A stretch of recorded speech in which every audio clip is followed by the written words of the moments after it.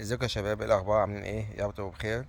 النهارده برضه طالع اتكلم معاكم او اكمل بقى ايه سلسله الفيديوهات اللي انا عاوز اتكلم فيها بخصوص الفساد اللي بيحصل في الكوره المصريه والحل اللي احنا وصلنا له. القرف اللي احنا فيه ده، كل ده القرف ده عشان بس نخدم نادي واحد. طيب بصوا يا جماعه، حتى يعني مش هقول لكم بصوا في اوروبا، بصوا في المغرب هنا جنبنا هنا او انا جنبكم انتوا بقى مش جنبنا هنا. بصوا المغرب اللي جنب مصر. وصلت لفين؟ كانت فين ووصلت فين، واحنا كنا فين وبقينا فين. محدش يجي لي عشان اجيال ضعيفه، احنا عندنا جيل قوي جدا. احنا بالارقام احنا اقوى جيل للجيل ده. احنا عندنا لاعب بيلعب في مانشستر سيتي، عندنا لاعب بيلعب في مانشستر في ليفربول، عندنا لاعب بيلعب في الدوري الفرنسي. احنا ما كانش عندنا الحاجات دي قبل كده. فالمفروض النادي الاهلي دلوقتي في قمه مجده، هو وبيراميدز واخدين مستحوذين على اخر بطولات افريقيا. فانت كرقميا انت عندك جيل قوي جدا. بس الفكره بقى، تعالى بص بقى على اللي بيحصل. ان هو ايه بيحصل؟ القرف اللي هو الاتحاد كله والوزير وكله، واحمد دياب الفاسد والرابطه وكل حاجه معموله عشان تخدم نادي واحد بس. مش مهم بقيه الانديه، مش مهم منتخب مصر. ايه اللي فيها لما نأجل مثلا حاجه عشان النادي الاهلي يلعب في كاس العالم؟ انتوا بصوا يا جماعه، متخيلين يا جماعه ان قبل كده وزير طلع بيقول لك انا هلغي معسكر منتخب عشان النادي الاهلي يستعد لكاس العالم؟ والله انا مش مصدق. يا راجل، ده انت في اسوأ الظروف تمشي اللعيبه دي. خلاص يا عم، خليهم يروحوا يستعدوا لكاس العالم، مع ان العالم كله كان زي يعني ايه، حاسين كمان محسين ان الاهلي ده في حته واحده والعالم كله في حته. ما هو برضه البرازيل كانت البرازيل عندها انديه، عندها مش عارف 3 انديه ولا 4 انديه بيلعبوا في كاس العالم للانديه، وراحت لعبت ماتشات وديه. السعوديه كان عندها الهلال، تونس عندها الترجي، الارجنتين عندها بوكا جونيور وفريق تاني. يعني المانيا، انجلترا، كل ده، هل شفتوا انتوا في اي دوله من دول حد بيأجل الماتشات الوديه بتاعت للمنتخب، اللي هو المفروض اساسا كل حاجه دي معموله عشان المنتخب، عشان النادي بيلعب؟ وفي الاخر طلع ايه؟ حصاله. قرف، اقسم بالله قرف. يا ريتنا حتى بعد التطبيل ده كله والنادي الاهلي ايه راح يلعب بطوله وديه، راح جابوا الجاز من الكاس، كاس سكه كده من مش عارف من العتبه، وبرضه وخسروا. والله وخسروا برضه.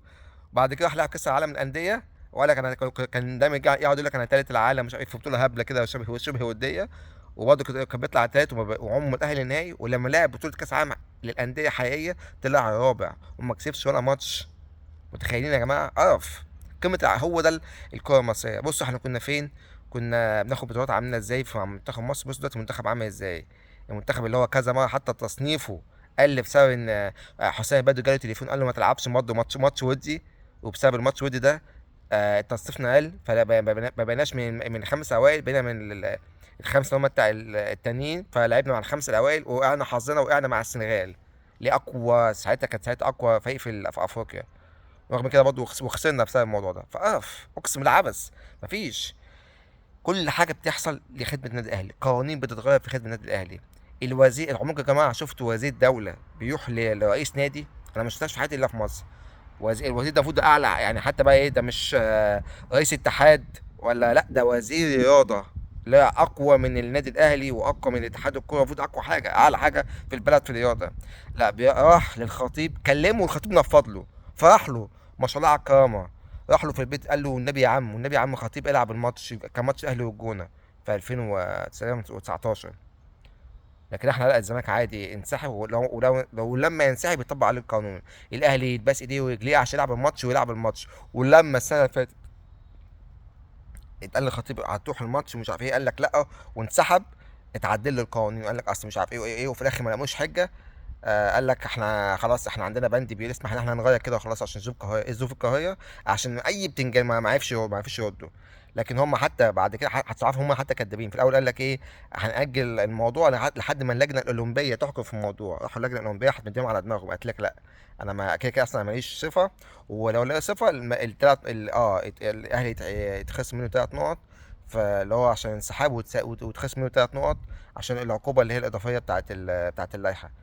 لكن وبعد كده نروح بقى لأحمد دياب باشا، يقول لك يعمل بند كده من اختراع بنك. بعد كده طبعا نروح لجنة التظلمات تقول لك شلة يديه وشلة عينيه ومش شايفه ومش عارف ايه، فهنطلع على الكاس اللي فيفا. طبعا فيفا ان شاء الله باذن الله احنا هناخد حقنا، بس انا بتكلم العبث اللي بيحصل في الكوره المصريه. هات لي مره في قانون اتطبق على النادي الاهلي، شوف كم مره الوزير اتشال وكم مره اتحاد الكوره اتشال عشان النادي الاهلي بس يلعب او يعمل اللي هو عاوزه. قرف. في معلش، شوفوا انت لما وزير يطلع مش عارف، مش كل ما اجي اعمل فيديو انسى اسمه. الوزير طلع قال لك كده بالنص، قال لك احنا بيجي لنا تقرير لازم الاهلي يكسب عشان الشعب ينام مبسوط. وكانوا هم مختصين الشعب ده في النادي الاهلي بس. ما في يا ابني عندك الزمالك واسماعيلي ومصري واتحاد، وعندك ملايين. هو لا، هما بس بيتكلموا ايه على القاهره، مش مهم باقي المحافظات. في اقسم ما فيش حاجه عدله في مصر. عندك هنا يا ابو ايه مش في البلاله، مع دايما في الفيفا، ودايما بيشوف حاله، ومخلي احمد مجاهد هو اللي يشوف الدنيا. واحمد مجاهد ما بيحبش احمد دياب، فبالتالي الاتنين بيخبطين في بعض فبالتالي احنا عندنا دلوقتي حتى ده ظهر حتى كان في اختيارات المنتخب.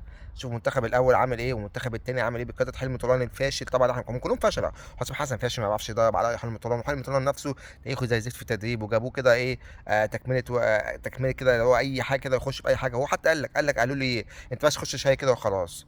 يعني اسم مصر يا جماعه، ده اسم كبير جدا يا جماعه. يعني ايه انا مصر ما بقاش فيه تنظيم للمنتخب، وما اخشش انا يبقى هدفي على البطوله، هدفي بس ان انا ايه اشارك عشان اسمي شاركت، عشان اراضي الناس الكبيره اللي هي في السعوديه وقطر والامارات. ايه القرف ده؟ اديك اهو دخلت واتهزقت وطلعت، اتثبت ايه؟ اهنت اسم مصر.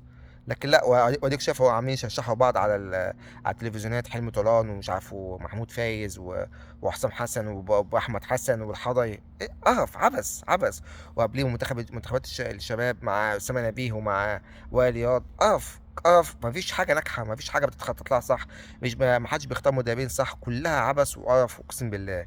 فعمرنا ما هننضف طول ما المنظومه دي موجوده، طول ما الوزير ده موجود عمرنا ما هننضف، طول ما اتحاد الكوره ده موجود عمرنا ما هننضف، طول ما احمد دياب ده موجود، اللي هو عليه قضايا، وابوه كان اتحبس عليه قضايا، عمرنا ما هننضف. ده يعني ما شاء الله يعني، فاسد ابن فاسد. ايه القرف ده؟ ايه القرف اللي احنا وصلنا له ده؟ لحد امتى بقى هنغير من نفسنا ونعمل منافسه كده ما بين الانديه، ويبقى في منافسه شريفه، واللي يكسب يكسب واللي يخسر نقول له هارد لك وهكذا؟ فين المشكله في الموضوع؟ ليه دايما عاوزين نادي واحد بس هو اللي يسيطر على كل البطولات والباقي كله يتفرج؟ ولما يخسر بطوله يتعمل له بنود ويتغير له قوانين عشان يكسب. ايه القرف ده؟ ليه يعني؟ عايز اعرف ليه العبث ده.